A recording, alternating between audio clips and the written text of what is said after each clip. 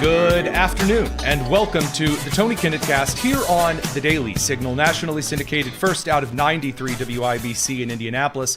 Whether you're joining us on the radio side, the TV side, the podcast, or the live stream, we're glad that you're with us because we have a lot of news to dive into a little bit earlier than normally, but trust me, it's going to be well worth your time. So without much further ado, Democrat Governor Tim Walz has pardoned an illegal alien convicted of armed robbery in order to, you guessed it, release him before Immigration Customs Enforcement could deport him to Laos. Here's Governor Tim Walz making this announcement and being very, very, very smug about it. I now bring this special meeting of the Minnesota Board of Pardons to order. Pursuant to Minnesota Statute 13-Delta.04, required notice has been provided. This is an extraordinary circumstance which brings us together to consider an application we had originally planned to consider at our scheduled June board meeting. On Thursday, and I may add, the Board of Pardons, consisting of myself as Governor of Minnesota, Chief Justice of the Minnesota Supreme Court Hudson, and joining us online is Attorney General Allison, who is with us online. Present. Good morning to you, Attorney General.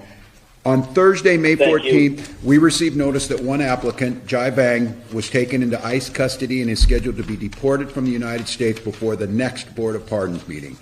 To preserve and assert Minnesota's sovereign state interest in enforcing our own criminal laws and the constitutional rights through the clemency process, I've called this meeting to consider the application.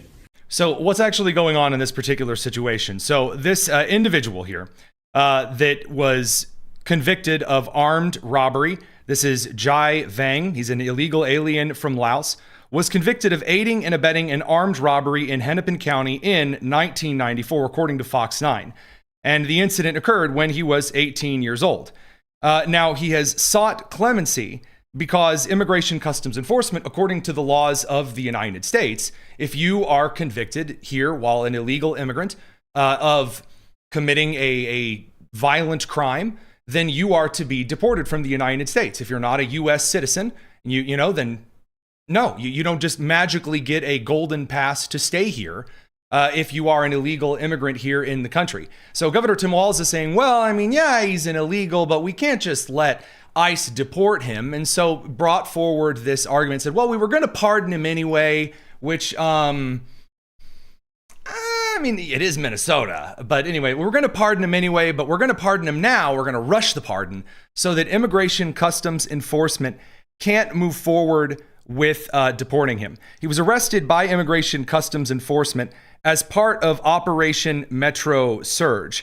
And again, he had been in prison and he had served his time, but because he was here in the country illegally and he was picked up by Immigration Customs Enforcement, he then, from the ICE detainment, sent a letter to Tim Walz saying, hey, they're going to deport me as an illegal alien already because I've committed crimes while I was here in the United States. Again, that whole Lake and Riley Act coming into play. So Tim Walz is trying to just expunge and wipe away from the record the thing he was convicted of in court, because if he's convicted of being a criminal for example, in this case, armed robbery, then he has to be deported from the United States. So Tim Walz is making the case, well, then we're going to, from Minnesota, wipe away any of the stain from his record because otherwise ICE is going to uphold U.S. federal law.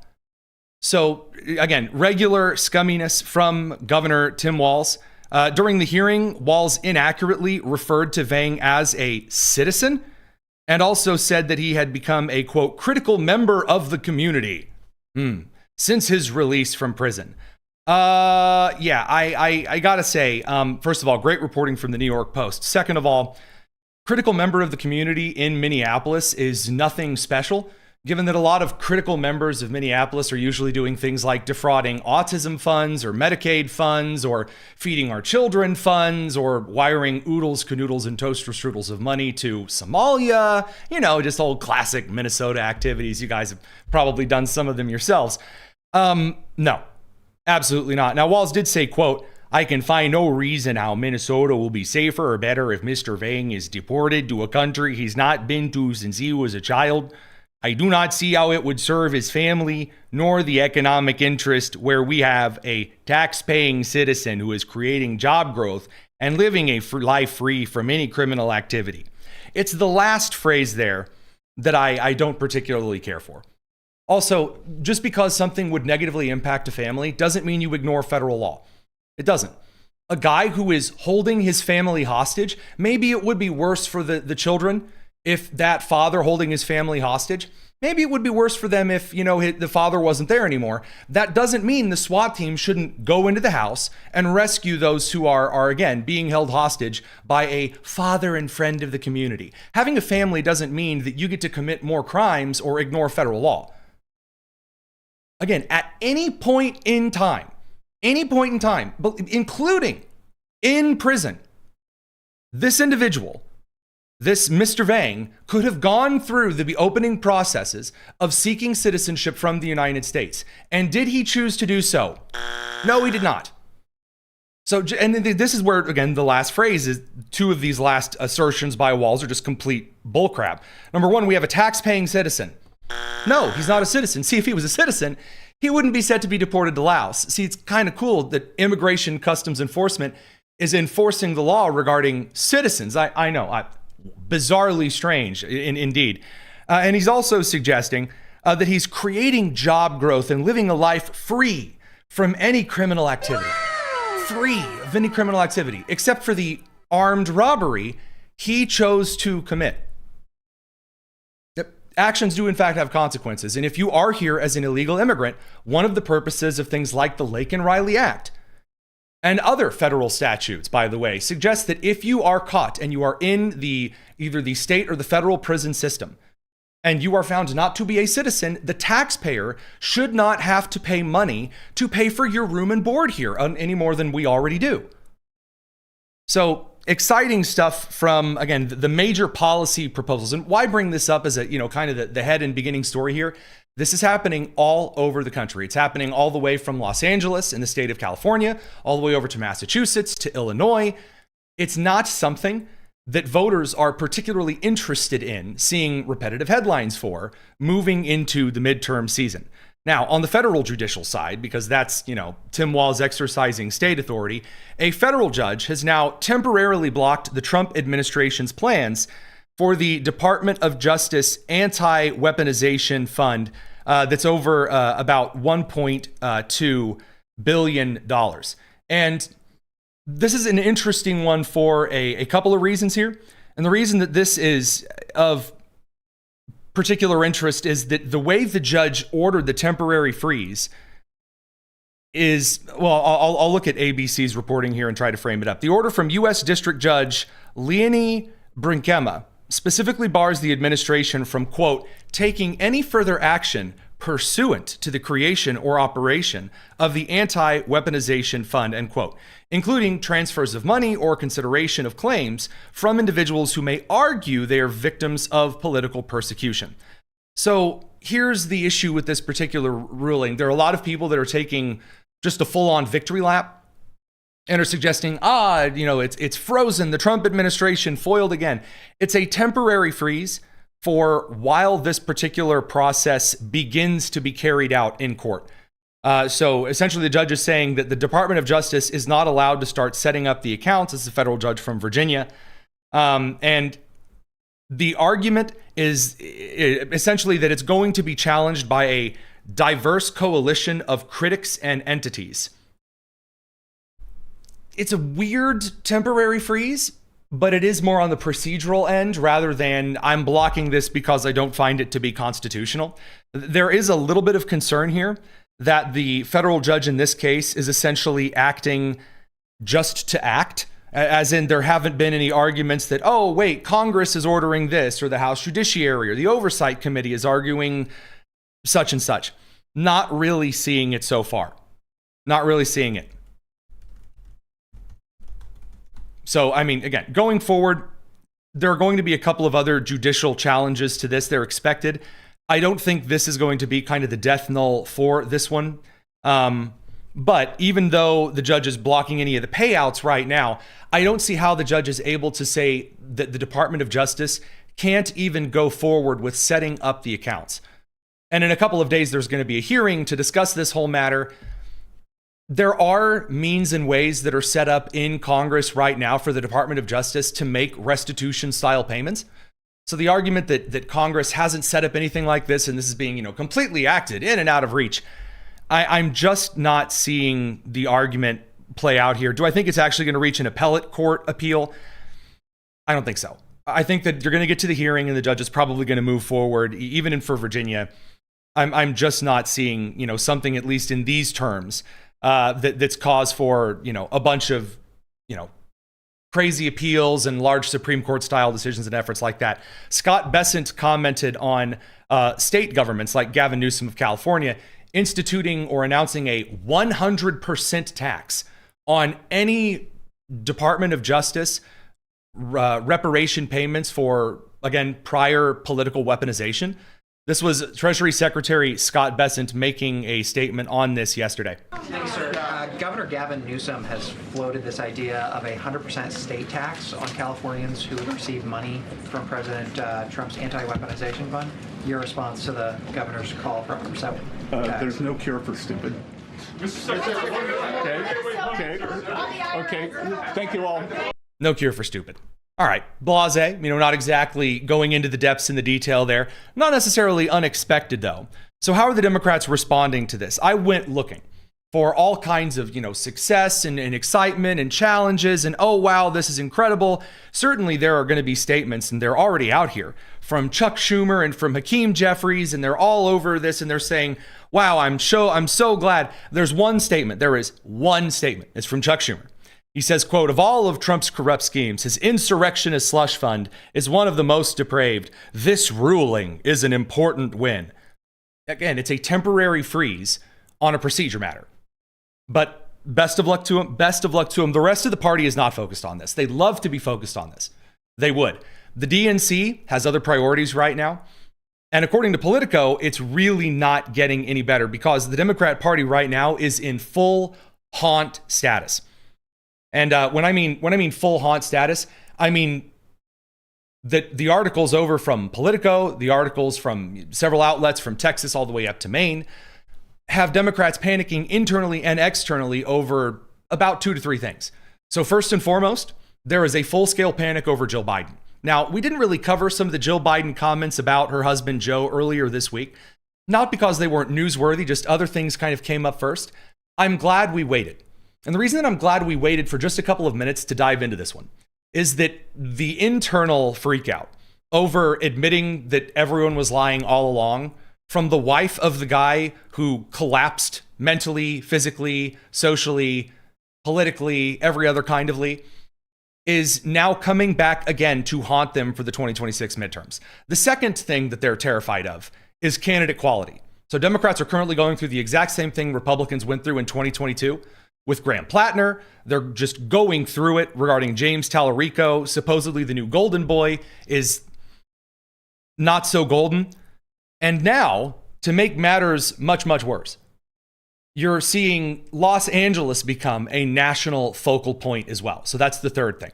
So let's talk about some of these haunts. Up first and foremost, over from the political side of the aisle,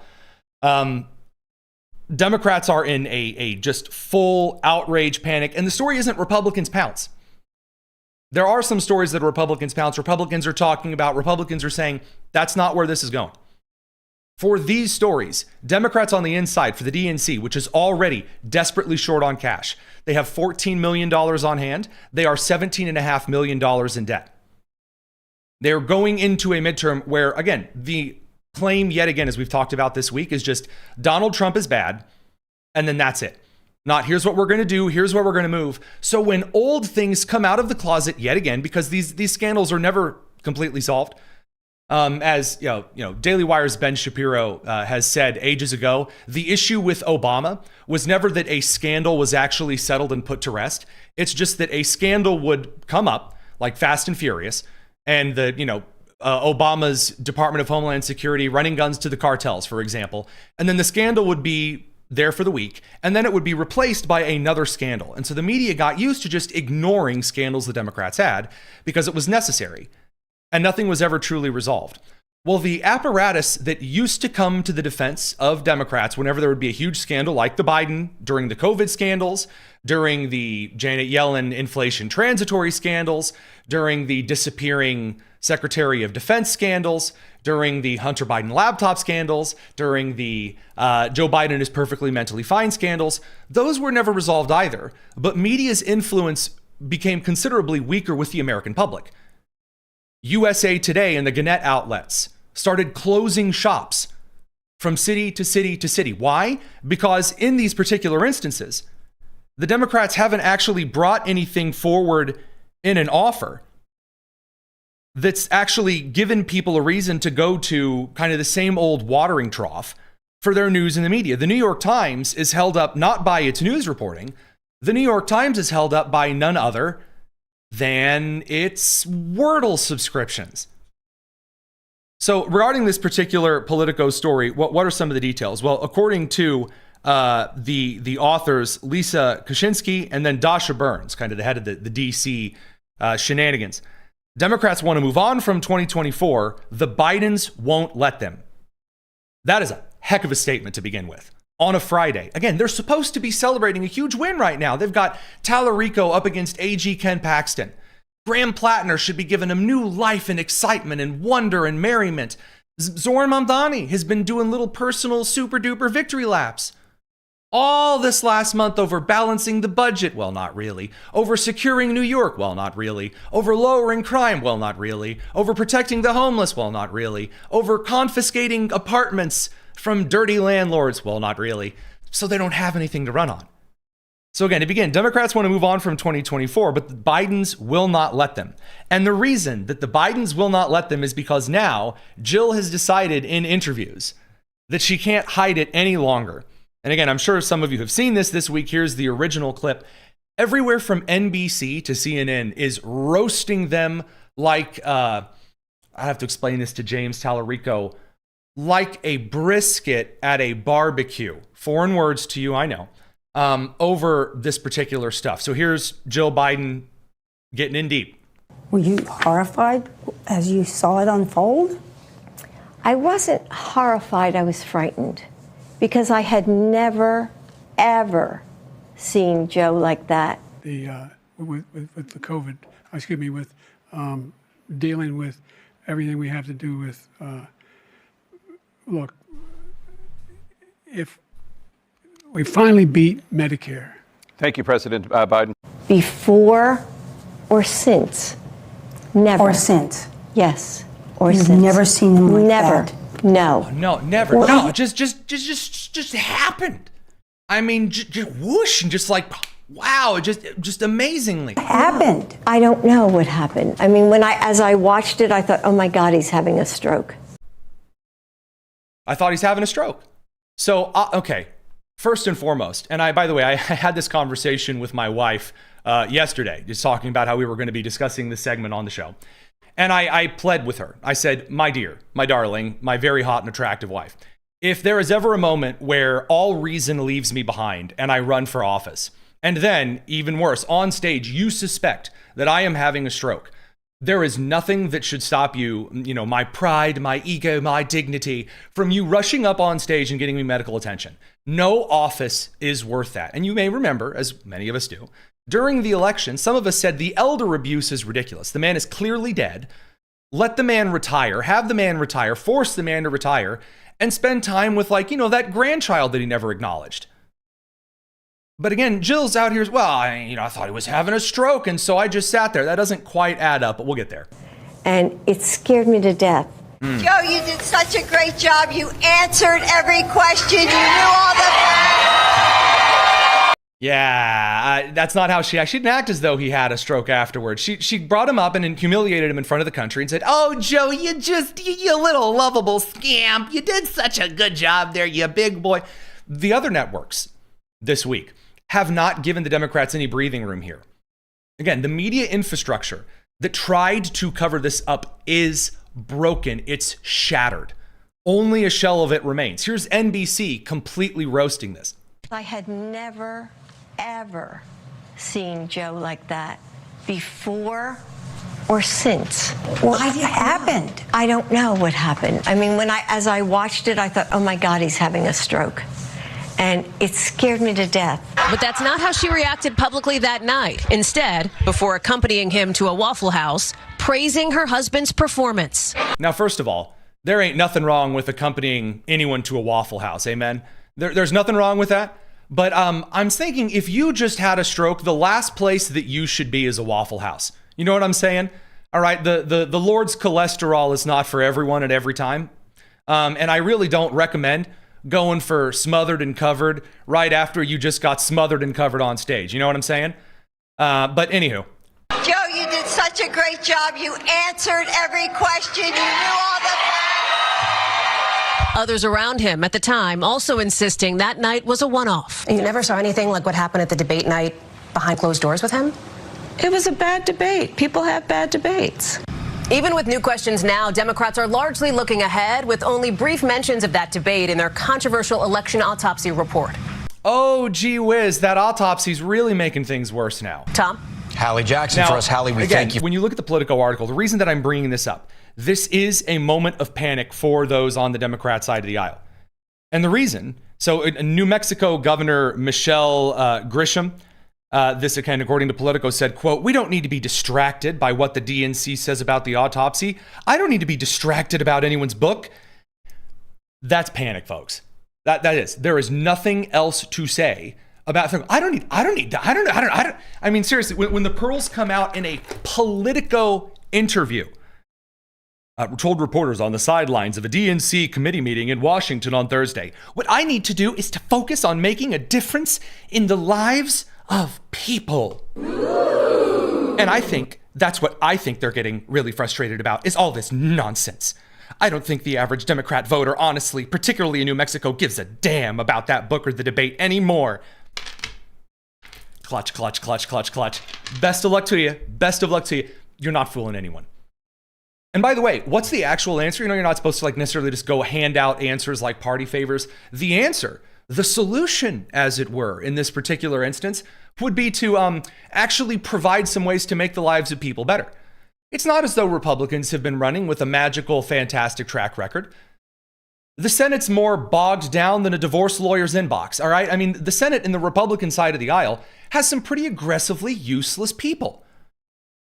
But when even the useless people in the United States Senate for the Republican side of the aisle, can I get a Susan Collins, anyone, is doing straight up front row volleyball spike to the face style slams against mainline Democrat candidates, when supposedly scandal-ridden AG Ken Paxton is dunking harshly on little Beto O'Rourke 3.0 James Tallarico, well, yeah, I mean, that's not doing too well.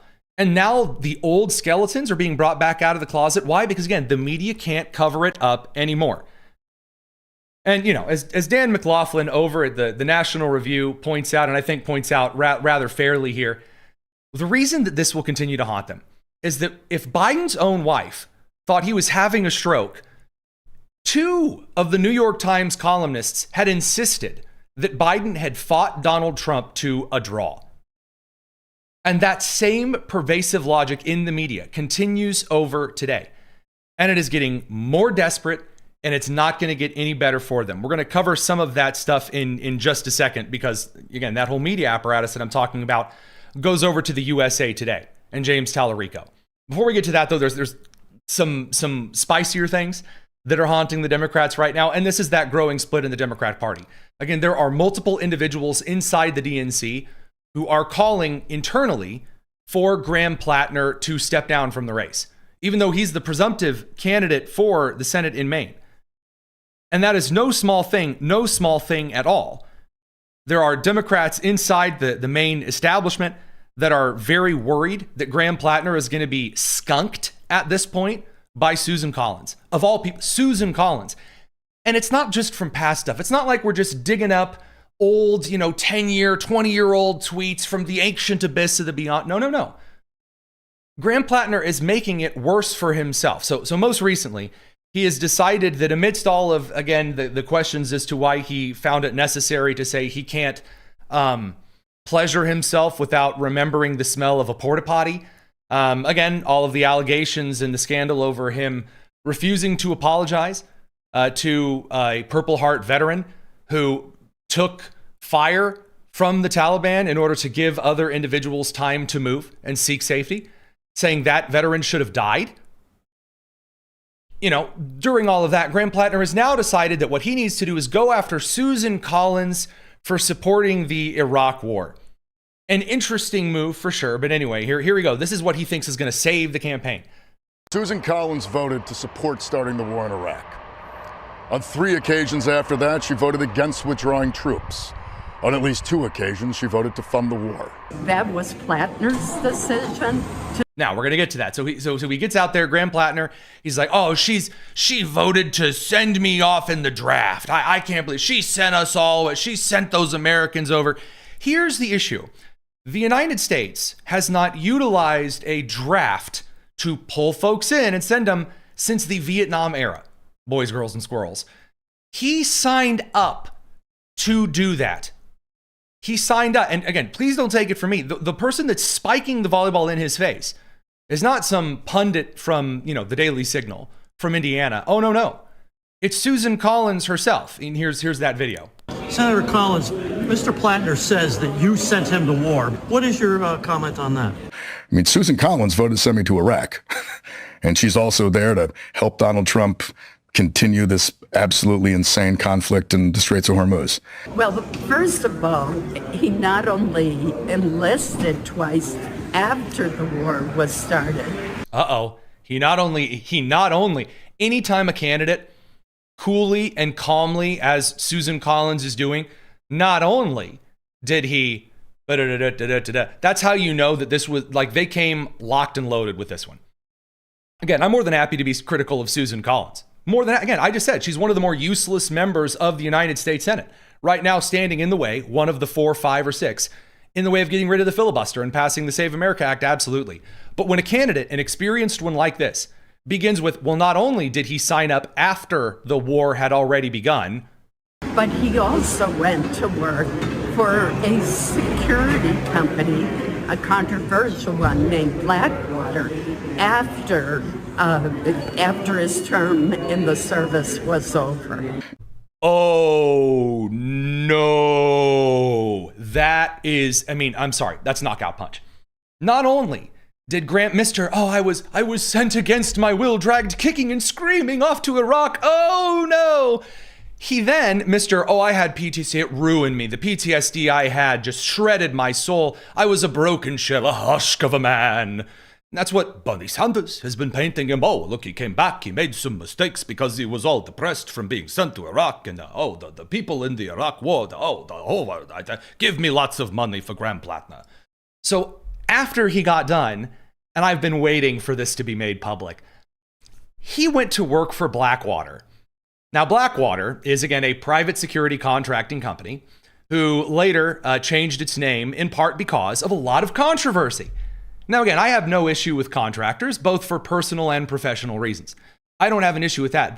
What I do know and what I can share is that from those on the inside of Blackwater, which would later be, again, changed into a different name by another company, and would later be acquired in kind of a larger merger by the private security company that took, Constellus and then a maritime organization and what Blackwater was became Triple Canopy.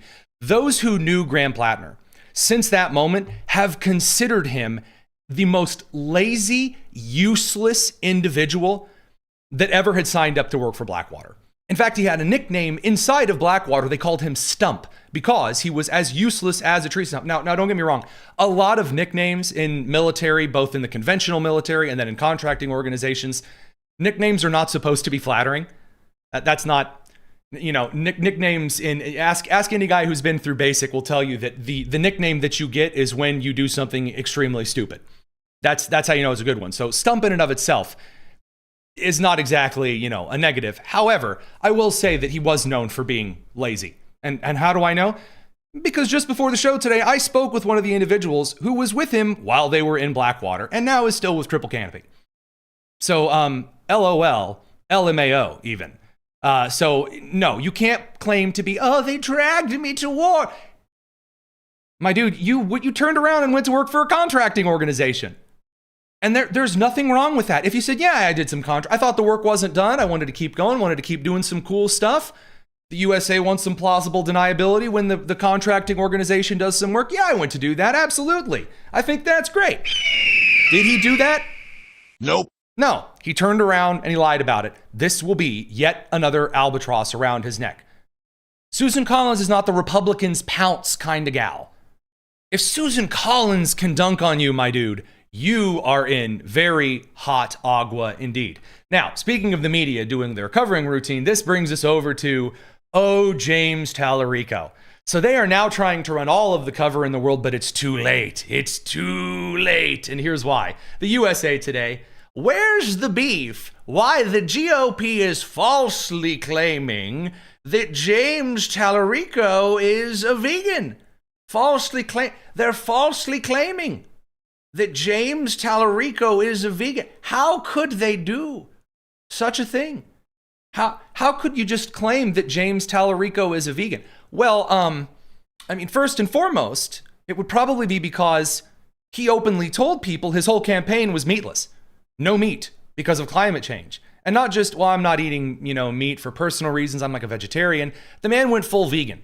Like, I need to tell everyone on earth how obnoxious and annoying I am. Kind of like a cyclist or a CrossFit kind of a guy. But anywho.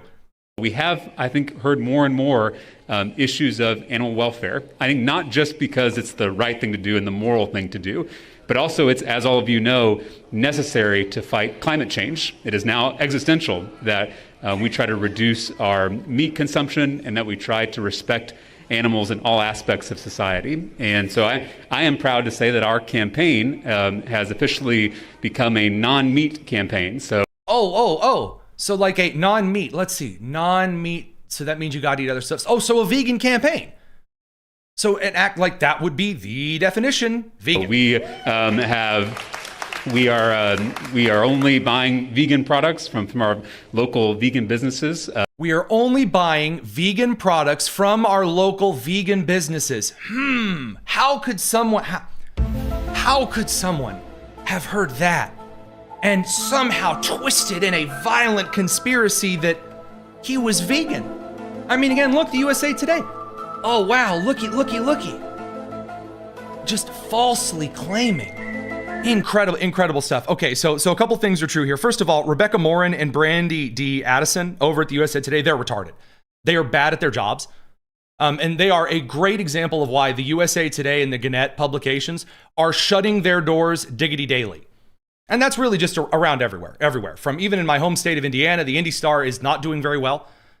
So, they've been reduced to the point where they have to send like their super duper chief columnist on like a local podcast that no one watches.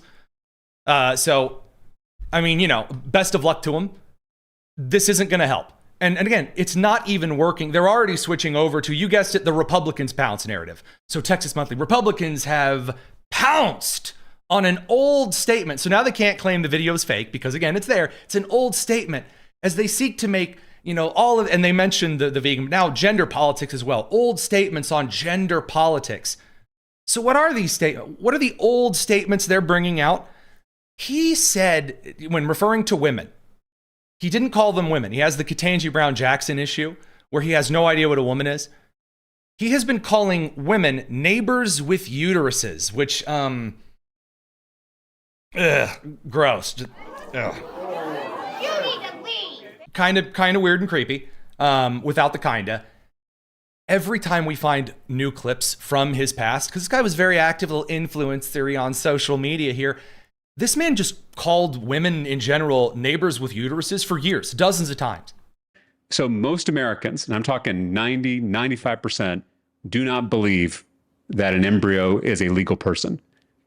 Now, the embryo is biologically alive. That is certainly true. But being alive and being a person are two different things.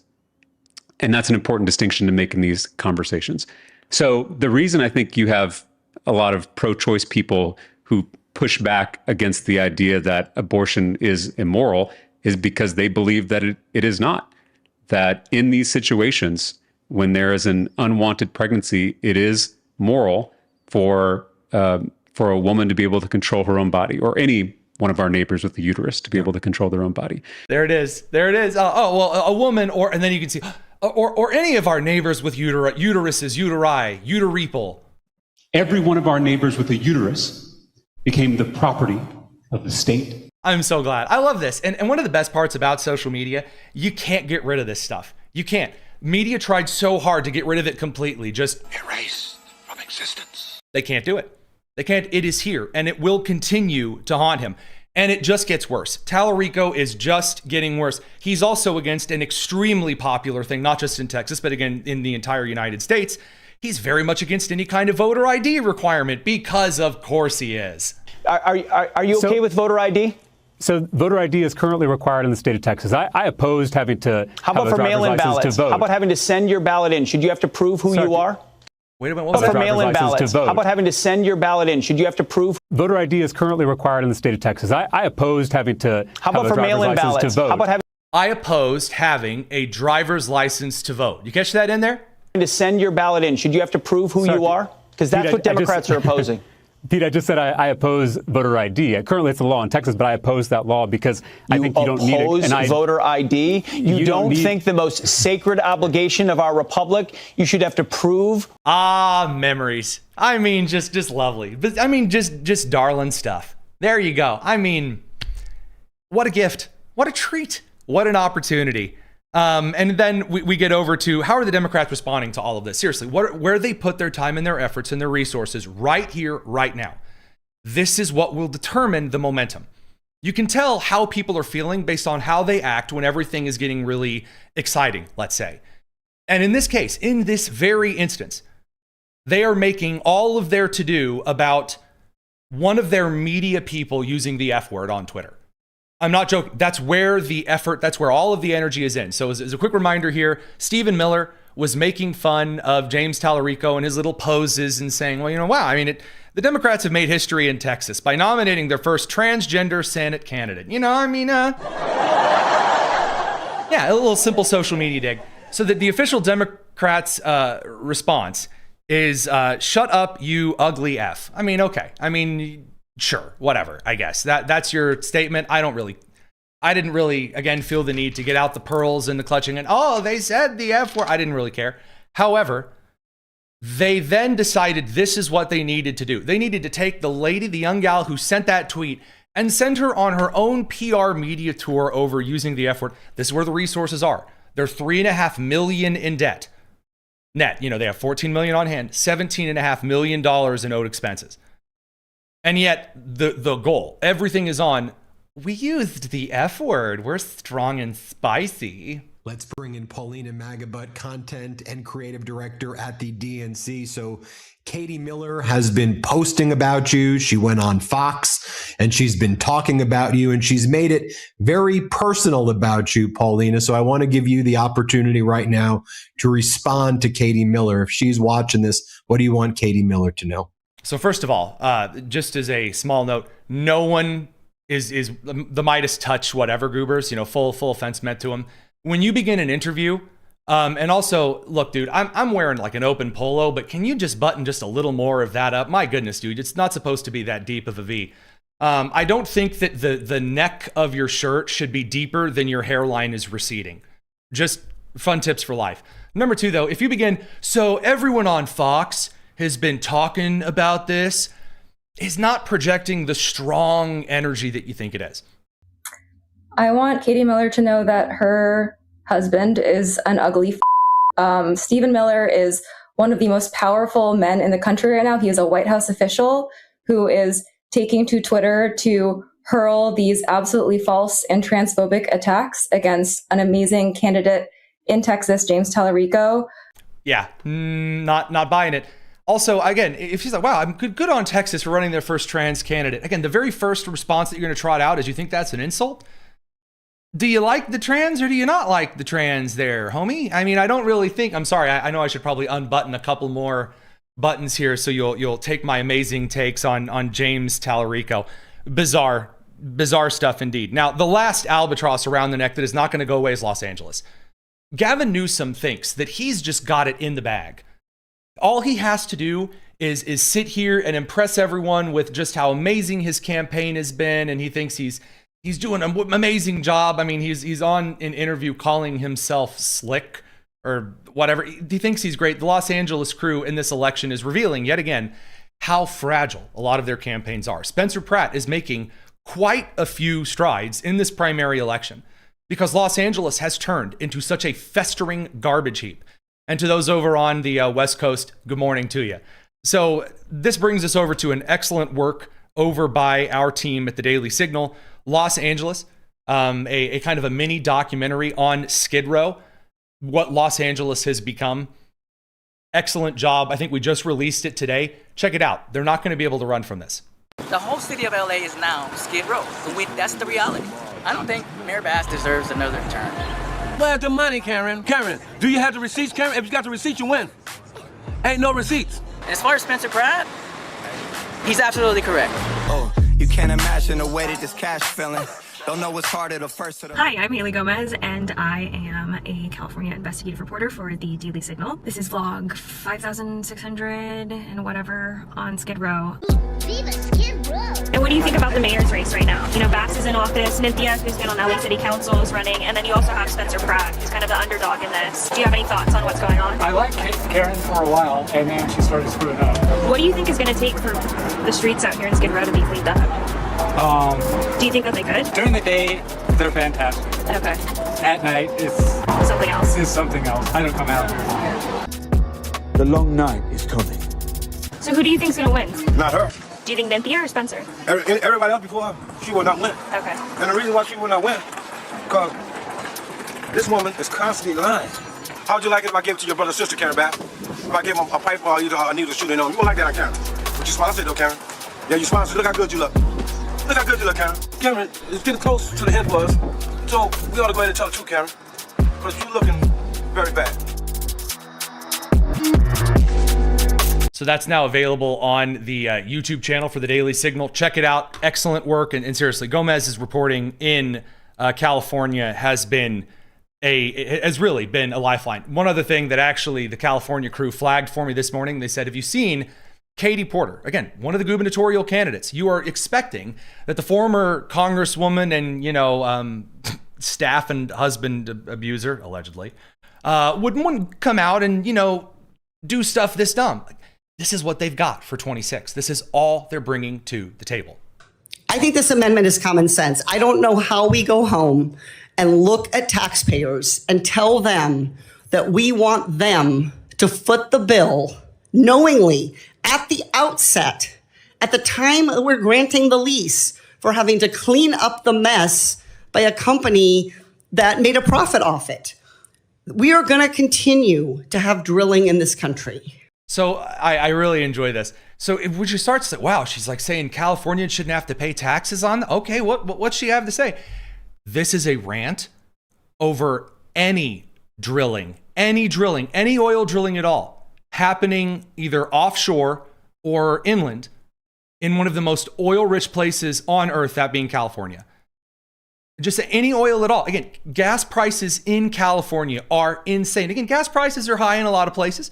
They are coming down now as there starts to be some optimism on the Strait of Hormuz stuff. And then again, as a lot of the oil manufacturers have pointed out and figured out, the U.S. is not relying on any other part of the world, especially not the Strait of Hormuz, for the majority of its gasoline, import and refinement. But in California, because of the state's own regulations on gasoline, on refining, on oil production at all, gas is $7, $8, $9 a gallon in California. And Katie Porter, again, the Democrats are saying we need to go even further. We need to go even more in on the green energy nonsense. Cut oil off completely. We are going to continue to have leasing. You always say Democrats want to stop it. Democrats don't want to do it. I'm telling you here, I just don't want to have to pay for the mess of a for-profit multimillionaire company that walks away, that sells the lease to a smaller company who sells the lease to a smaller company. I was a bankruptcy law professor before I came to Congress. I have seen this dog and pony show, and I know where it ends up. I went ahead and looked up some of her older, law explanations. This woman wrote academically like Ketanji Brown Jackson writes legal opinions for SCOTUS. They are sketched in one part Crayola and one part monkey feces. It is embarrassing. It ends up with an orphaned well, often in a low-income community of color. There it is. Yeah. The oil, I love this so much. There's going to be an orphaned well that's just this they built because of, it's going to be in a low-income community. The blacks and the poors are going to have to look at this abandoned. We won't, again, allow it to create oil for them to buy at a cost that isn't exorbitant. We won't, again, create systems that don't require hell on earth for companies to operate in California. We're going to be like, you know what's really going to be bad? There's going to be this well. Black people are going to have to look at it. Oh, it's so sad. When I think about the poors, I mean the blacks, I mean the poors, having to look these low-income communities of color, we're not going to give them the opportunity to profit off of the oil. No. Instead, we're going to say, like, you know what's really bad? It's free real estate. Incredible. But the federal government holding the bag. If you want to lease, buy the ticket, take the ride. Clean up your own mess. Buy the ticket, take the ride, play Roller Coaster Tycoon on PC and Mac. It's terrible. And we have gotten a couple of super chats during the show. So I did want to say a very hearty thank you to some of those who have been very, very kind. Sandy gave a $20 super chat on the situation regarding birthright citizenship and intentions of the 14th Amendment. Wholeheartedly agree that needs to be, reflected and also needs to be fixed and reparated as well. And then another very kind $20 super chat from Sandy. You guys don't have to do that, by the way. You don't have to give super chats like big, huge chunks to the show. That's very, very kind of you. It's very sweet. Just hang out and watch the show. Like and subscribe. That helps us out more than anything. And also tell us in the comments how awful Katie Porter is. That's just enjoyable for me because we go back and we read them. And to answer a question she has, but do I think that the potential disaster of a tourist birther from China who returns, for a couple of years after being a member of the CCP, do I think that's a significant threat in the country? Absolutely. And it's one of the things that, again, in California, they are pushing to make it a staple industry of the state. Again, as we've reported on in the Daily Signal, as other great organizations have reported on, not just from the right, but also from the center, and even a couple of mentions on the left side. The Chinese operations that are allowed to move unfettered in California from birther tourism all the way over to the Chinese agents, which operate at local and city government and congressional offices and congressional dating honeypots, when, the guy's not molesting his own staff in California congressional offices is still a major problem. And I'm not seeing anything so far that suggests they're running away from it. Now, on the flip side, the Trump administration moving into a couple of the 2026 midterm stuff also has the 250th celebration of the United States. And some news that has been developing this morning is that some of the individuals that were slated to perform for this Freedom 250 concerts in Washington, D.C., they're pulling out. They're saying, no, we don't want to do it. They've either said it's become way too political, or number two, there are too many threats. Now, I agree with Matt Walsh. He posted about this earlier today. He said, look, there were a crew of people inviting a bunch of washed up has-beens, and now the washed up has-beens are bailing out because it's become too political. Walsh's take is, why are we inviting a bunch of old has-been performers, many of whom I don't even know? And again, I'm a last of the millennials kind of guy, but Young MC, Martina McBride, Milli Vanilli, the Commodores, Bret Michaels, Morris Day, and The Time have apparently pulled out. They're not doing it. No one knows if the CNC Music Factory is going to perform. Oh wow, all that's left are Vanilla Ice and Flo Rida, who conveniently are genuinely the only two on here that I know. I know Vanilla Ice and I know Flo Rida. That's it. The rest of the people on here, Martina McBride, I don't care. I don't know. I don't listen to her. I don't care. Young MC, Bret Michael. Why are we going to them? Why are we pulling up all of the washed up old has-beens? I said this is the same criticism that I have of Hollywood, to be clear. Why do we need to have Zendaya in every bleeping movie? Why do we need to have Elliot Page or Ellie Page or whatever in every single movie? Why do we need to have the same freaking people cast in every single role? One of the beautiful things about the 70s, the 80s, and the 90s is you had a lot of unknown talent that rose to the top, cast for these larger movies, that generated PR based on how good the movie was, how good the music was. You had a lot of one-hit wonders that came out of the air. Why are we drudging up a bunch? And again, I know there's a lot of older generations that watch this show. My heart to you, I love it. I would be thrilled if I saw, like Brooks and Dunn pulling together a crew to run up and do some stuff for this concert. If I got to see a lot of the incredible work of great older stars, bringing up a bunch of washed up has-beens, and I'm sorry, I don't want to see Kid Rock at this thing either. I don't want to see, we're just going to find whoever and get them together for what? Stop it. No. Either do a good concert, pull some up-and-comers. God knows Nashville's full of them. To come to a concert, don't do this. Don't do it. They're going to pull out anyway. Don't play this garbage game. It's a waste of time. It is. Now, I will say also, and I'm sorry, I do know the Commodores. I'm sorry. I'm seeing some of the complaint. Producer Daniel just about lost himself. Yes, I know the Commodores. No, I haven't spent a ton of time listening to them. I obviously know Commodores. Brick House is a classic. Everyone knows it. Don't jump down my throat. Hang on. I don't listen to a bunch of the others. Sorry. I do know the Commodores. Easy. I see the pitchforks that are coming out. Sorry. The comment section is like, oh my God. Hang on there, Chief. My criticism does. Morris Day and the Time, Brett Michaels, Martina McBride. I don't care. I'm sorry. And that's my take.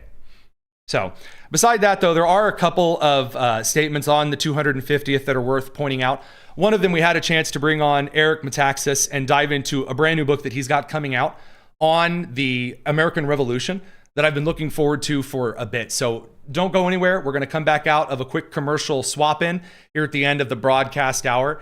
And we've got a little bit more here for our Friday show. Don't go anywhere. It's the Tony Kinnett Cast here on the Daily Signal, nationally syndicated and first on 93 WIBC.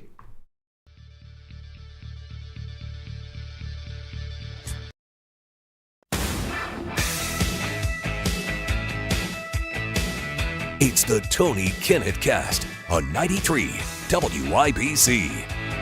It's a pleasure to be joined by Eric Metaxas, the author of If You Can Keep It, an excellent book that I've read, actually recommended to me just after college. And may I also say, a great former radio host, now podcast host as well. Eric, thank you so much for joining us.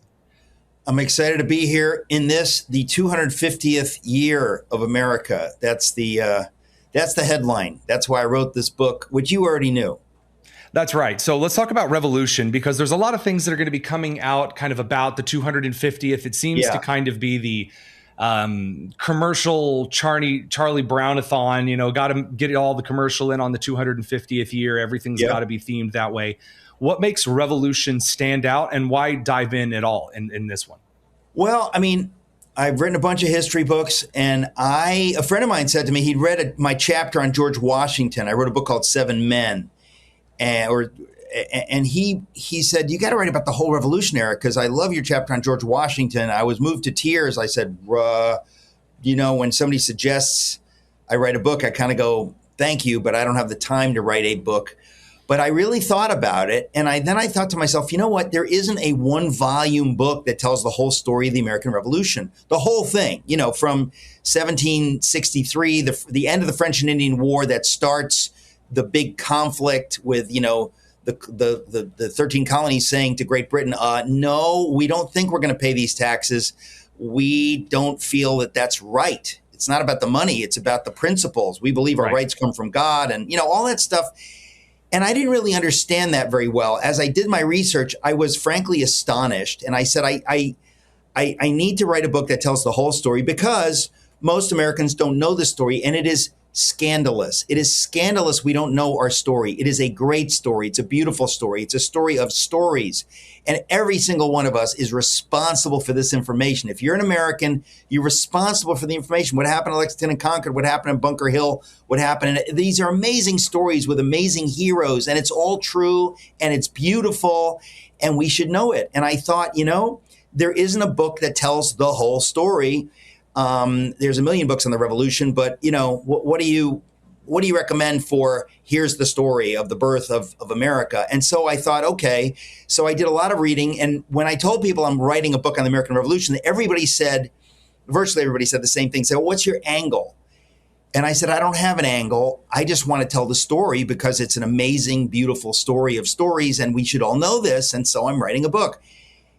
But as time passed and I'm doing all my research, certain things emerged that I thought, gosh, nobody has really talked about this or this or this. It's kind of like the real story of the revolution has been whitewashed by secular leftists, basically, who want to tell. How dare you invoke the name of God with the founding fathers? After all, they were just disconnected deists who believed that God was a plastic. And not only part. is that not true, it is a vile lie. When you do the research like I did, it is astonishing. It is absolutely mind-blowing when you realize this was basically a deeply spiritual religious project. They really believed our rights come from God, and we're not going to be enslaved by people who don't get that, who are going to treat us like, oh, we're the mother country. You better do what you're told. You better be You're either children or chattel. Basically, that's so I was really astonished. And a lot of times people think because I've written all these books, I know all this stuff, and then I decide to write a book. Usually I know just enough to begin writing the book. But as I'm doing the research, I realize I didn't know this, or I forgot this, or I forgot that. I learned it in 5th grade. I forgot about it. It is so beautiful and so inspiring and so true. I said, I've got to write this. Every American needs to know this story. And frankly, there are woke versions, there are leftist PBS versions. Ken Burns's Revolution, I forced myself to watch it. And it is almost unbelievable that in 12 hours, he could tell the story of the revolution and not have it be exciting. You just kind of act like, okay. It's crazy. It's like if you watch the first Rocky movie and you'd be like, I didn't really know who to root for. I mean, it's crazy because it's an amazing story. And those are the versions that are out there. I said, I got to write a book that kind of tells it like it is, which is frankly extremely exciting and beautiful. And so I hope I've done that in my book, Revolution. So it's bizarre. And when I look at the whole crew that makes the theory of the value of labor argument, that labor in and of itself is inherently valuable. And then when I go and I look at, again, when you're referring to, Ken's little revolutionary series, that is proof positive that labor theory is complete garbage. Because how can you put so much time and effort into something for it to come out extremely boring when there are 5th grade teachers, as you alluded to, who with less labor, as it were, but simply with more passion created something that is far more valuable. And the reason I bring this up to you is that I am bewildered. We're actually setting up a conversation to, sit down and discuss this general idea with Jeremy Boring here in a couple of weeks. And I'm glad that you are bringing Revolution to the table because this is an excellent example.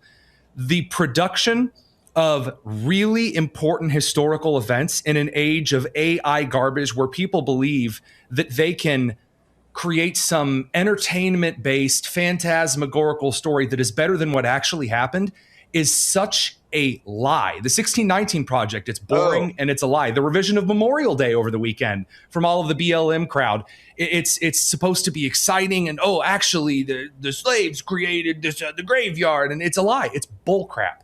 Yeah. This is another case. The revolution doesn't need sprucing up. It needs someone to tell the narrative from start to finish. I mean, actually, that was exactly my goal. And again, it's a worthy goal because the story of how America came into being is a beautiful story. And it's not just beautiful and it's not just inspiring. It is epical, epochal. Mm-hmm. It is an epical. It's like in the history of the world. No hyperbole. There's never been anything like it. And so the title of the book is incredibly apropos. It's not, the title is not the American Revolution. It's just Revolution, the birth of the greatest nation in the history of the world, because it's the only actual revolution. All the other revolutions are a joke. The French Revolution, which basically kicks God out, turns into a bloodbath, anarchy, where they get rid of a king and they replace him with a dictator emperor. It's just failure upon failure. You think of the Bolshevik Revolution. These are not revolutions. These are parodies of revolutions. The only genuine revolution, epical moment in world history occurred 250 years ago. We need to know the story. We need to know that it is an honor and a privilege to get to live in this nation. And if we don't know this story, we can't keep the republic, to refer to my previous book that you referred to, If You Can Keep It. It is vital that we know how America came into being, who these players were, what great heroes. My goodness, I could weep when I think of the greatness of some of these men. At the top of the list, George Washington and John Adams. Great heroes. We need to know their stories. They suffered, and here we are. So it actually is amazing. And again, there's so many woke leftist versions or just kind of dead versions. You know, there's a lot of books that are not, you go, I don't know. I thought I've got to tell it, you know, in a way that brings it to life. And I think that's, you know, what I'm able to do, because when you read it, you can't help but want to be a part of the story. And I talk about the revolution after the revolution, that it continues, that, you know, we're still that nation. Are we staying true to our moment of conception, to the DNA of, you know, 1776? And that's basically up to us today. And so that's why you need to know the story and, you know, the genetic code, so to speak, of where we began. When it actually comes to these kinds of narratives that are told, and I refer back to kind of the modern trend in rediscovering some kinds of histories and the very passionate but often misguided tellings of historical events as if they need to be spruced up or cleaned up or whitewashed or you know, dressed up for the streaming crowd. I'm bothered because at the same time it presents the idea that history in and of itself is very boring and it's very troublesome and it has very little of value for the modern man or woman except scorn. And I think of this because throughout the revivification of kind of the Catholicism versus the Protestantism debate, there has been this idea that, well, the Catholics all know history. They're so amazing and wonderful. They know everything. And then Protestants, they don't know anything about history. And I've looked at some of those arguments that have been made, and they've been deeply frustrating, not only because they're not true. And I know I might, you know, I'm not trying to make a big, huge theological discourse argument here, but the study of history is deeply fascinating. And the idea that it is some kind of history is this inheritance that you don't have to study because someone else studied it for you is ridiculous. Every man, woman, and child has a duty to study the history of their faith, the history of their nation, and the history of their people. Well, that's kind of why I wrote the book, because I said we're responsible for this information. If you're an American, you must know this. You must know these stories. You must know who these figures were. It's scandalous and grievous if you do not know who these people are. And I say this as somebody who didn't know some of them myself, or I didn't know the full story. Once you know who they were and the sacrifices they made, you're ashamed that you haven't been celebrating them your whole life and trying to live up to what they gave you. I mean, there are people, the story, and by the way, it is a profoundly Protestant story. I did not realize this until I did the research, how the Puritans, I mean, the whole book really comes out, the whole story, I should say, which I put in my book, comes out of the Reformation and the Puritans. It is their theology in Massachusetts in the 17th and then obviously 18th centuries that gives us the birth of America. It doesn't come out anywhere else. It comes out from people who have a Puritan Reformation-based theology. I didn't understand any of that. And so it really amazed me to, as I say, do the research and to see that it's very plain, it's very clear, and God is at the center. I just didn't know how obvious it was. So when people try to whitewash it or try to make it sort of like a secular French Enlightenment kind of thing, that is not only not true, it is a vile lie. It's the opposite of that. All of the founders, Samuel Adams, John Adams, at the center of it, they knew this is a spiritual project. This is the idea of we're going to go back to the Sinai covenant. Like in the Bible, we're going to govern ourselves. We will have no king but the sovereign, the Lord. That was the narrative. And even people that we think of as not so religious, like Benjamin Franklin and Thomas Jefferson, they totally got this is the narrative. That it's the story of the Israelites leaving Egypt, leaving slavery, leaving the king, but not replacing the king with nothing like they did in France, but replacing the king with the king in heaven. In fact, Samuel Adams gives a speech August 1st, 1776, the day before they signed the official Declaration of Independence. And you would know this. Very few people know this, and I didn't know it. And he gives a speech and he says, "We have this day restored the sovereign, the king. God is our king. We no longer have George III as our king." But they didn't say we've got rid of the king and now we have nothing like they did in France, which devolves into this bloodbath. It is so extraordinary, and it's frankly unique in world history.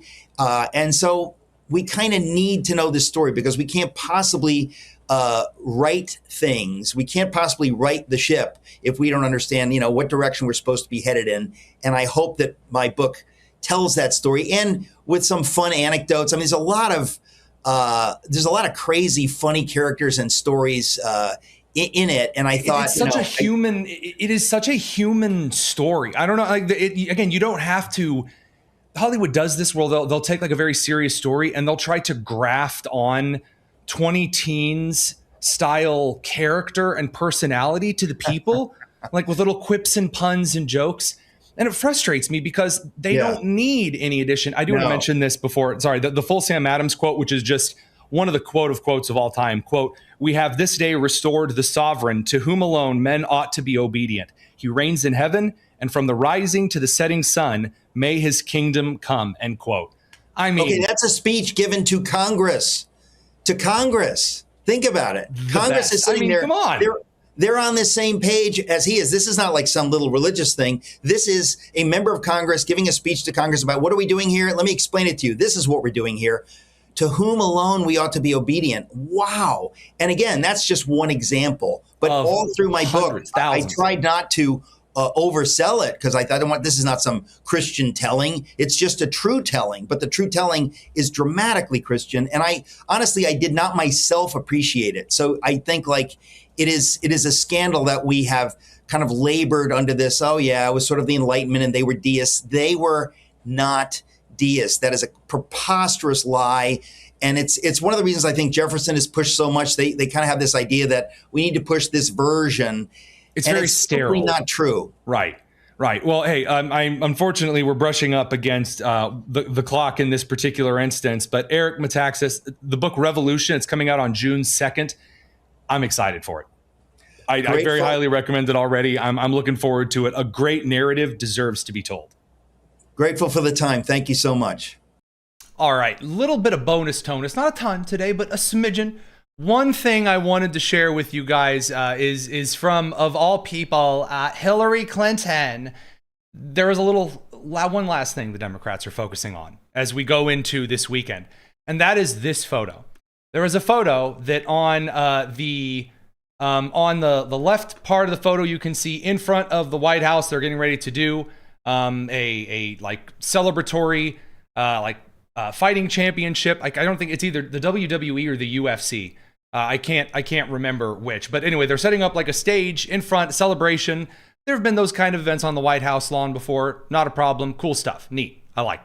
So there's that kind of construction going on. And then on the right is the construction of the East Wing. So they're working on the military bunker, and then they'll begin above the foundation stuff for the ballroom. So it's just a construction site. And we understand this. It's UFC. Thank you, producer Daniel. So this is, not exactly hyper insanely difficult to grasp for the rather normal American mind. It's a construction site. Hillary Clinton, Elizabeth Warren, Bernie Sanders, Hakeem Jeffries, all of them, they're freaking out over this photo. And they said, this is what Trump's done, get the pearls, to the people's house. A third of it is rubble. First of all, the White House is not the people's house. We are not a country of the executive. We are a country of the Congress. The Capitol is the people's building. Anyway, sorry, Hillary Clinton's retarded.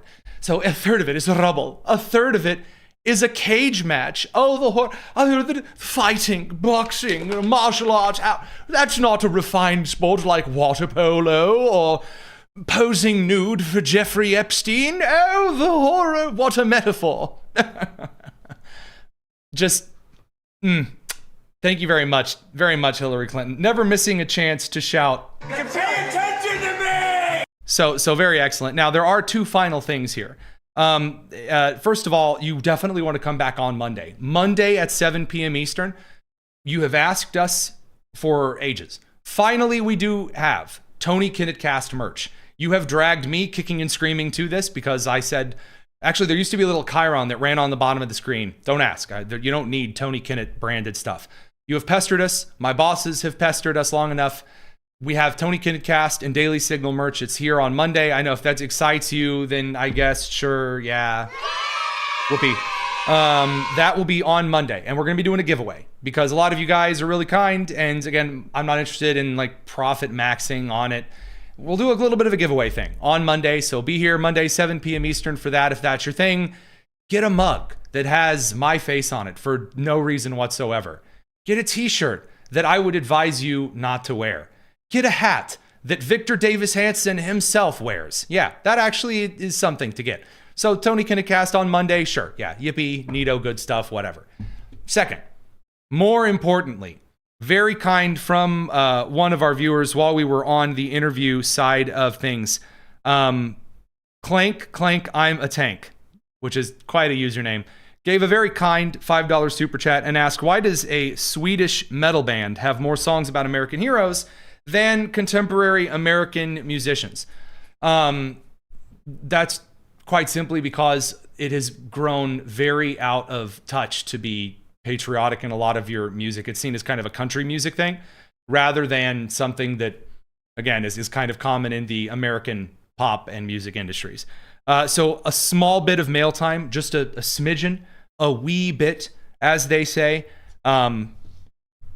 Two questions I wanted to dive into. One from Royce Solberg says, Tony, how many love taps is Donald going to allow with the Iranians before we finish this, the conflict in Iran? And the answer to that question is, that's still up for decision. So unlike a lot of my other content creating colleagues out there who tell you a deal with Iran is right around the corner, I'm not doing that to you. I'm not going to do that to you. I'm not going to tell you that we're in this forever and we're all going to die, which is a great clickbait title, I'm sure. Or I'm going to suggest that, oh, the deal's here, click now, the deal's here, the deal's tomorrow, Benny Johnson. I'm not going to do that to you because, first of all, that's not true. And second of all, we'll see. We'll see. I don't see the Iranian government actually cutting a deal. I don't see him doing that. I also don't see Donald Trump walking away from this with a loss. And so it's at an impasse. I don't see it at that point. So as to the answer on love taps, the Iranians are now suggesting that the blockade is hurting them so bad, which is quite the admission, that they are going to charge the U.S. naval blockade, which is that's quite a thing to threaten. My first question would be, with what? You have very few boats. And then number two would be, how do you think that's going to go? But anywho, that's the latest threat. Very, very exciting, very kind of stuff. So I'm not going to tell you all of these magical things and, oh yeah, it's going to be fine. I'm not doing that nonsense. That's my answer. That's the transparent. I don't know. I'm not going to tell you that I know something I don't know. There you go. I have a little bonus question here from Teresa Barrett. She says, hey, Tony, why aren't the detainees in New Jersey at Delaney Hall being deported rather than just held? They're being held right now. Why aren't they being deported? Well, first of all, because there is I know this sounds crazy, there is actually some extra due process that is going on to check a couple of things before they're actually deported. They're actually checking with several immigration courts. They just don't want the individual, now that we have found them, to go running off and gallivanting and escaping into the ether when they are supposed to be processed. Again, a lot of them have final orders of removal. Some of them, they're checking up on a couple of things. That's the honest to God answer there for you. So you know what? We'll do a little extra bonus that is nothing at all important or serious. It strokes my ego, and so I'll answer it. From Holstein Heifer, which is a great name. Our favorite news source, sprinkled with a bit of sarcasm but imbued in truth. Very kind of you. First question, are there any states where elected government people can and are recalled without great hoopla? No. The reason is that recalls aren't really supposed to happen. Now, originally in the country, your state legislature was supposed to elect senators to serve on behalf of the state. And then, yes, state legislatures could recall senators back if they were awful. Senators are not supposed to be elected representatives. Senators are supposed to be representatives of the state legislature. But then the 17th Amendment made it a popularity contest and like House of Representatives, but more so. And it became really a useless organization. So used to there was that. Now, there are states and commonwealths that have like gubernatorial recalls. I used to work for Governor Scott Walker's office, so it was like every day ending in Y, there was another recall that failed. That's a lot of hoopla. I don't really believe in the idea of broad scale recalls anyway, Because the point of having a representative republic, which is what we are a representative republic. We're not a democratic republic. We're not a sort of sometimes republic democracy. No, we are a representative republic. That means the reason your vote matters is this is the person you're going to choose. Unless they do extra illegal stuff and get kicked out by their own body, then you've chosen them. You're stuck with the decision. And it's meant to suggest that you should take your vote seriously. But that's more a problem with how I think that the way that we allot citizenship in the United States is stupid. And this is where our Discord chat, which is you can find a link to in the description below, is our excellent Discord crew. This is where they will see me talk about. This is where they would see me talk about the Starship Troopers kind of dissertation, the book, not the movie, and talk about how citizenship should, be based on something else entirely. I'm not going to get into that today. So the last question, kind of from Holstein Heifer, she had two. She said, "So you're the piano man, the singer, and the officiant at the wedding?" No, I'm not an official at a wedding. Not a pastor. Not something that I would be qualified to do. I'm not singing at the wedding either. Although I did once do jazz vocals. So I'm just doing piano stuff. And the last question, am I going to dance to? Absolutely not. So first of all, I'm an independent fundamental Baptist. We don't usually dance at weddings. Also, there's a lot of white people there. So dancing is not really advised. And last but certainly not least, I'm not much of a dancing kind of dude. I've done a little bit of swing dancing, but that was mostly just for dates. That wasn't actually about like being a good dancer. That's not one of mine. No, absolutely not. So we'll see you guys on the flip side on Monday evening, 7 p.m. Eastern here. Like and subscribe helps us out an absolute metric ton. And that is, again, why we're doing the early show today, is because I have a wedding rehearsal to play at this afternoon and a wedding the following day. So take care. Have a wonderful weekend. Try not to do any of the crap that Graham Platner and James Tallarico have been doing. Eat some meat and touch grass and hang out with your families. God bless. It's the Tony Kinnett Cast here on the Daily Signal, nationally syndicated and first on 93 WIBC. Take care.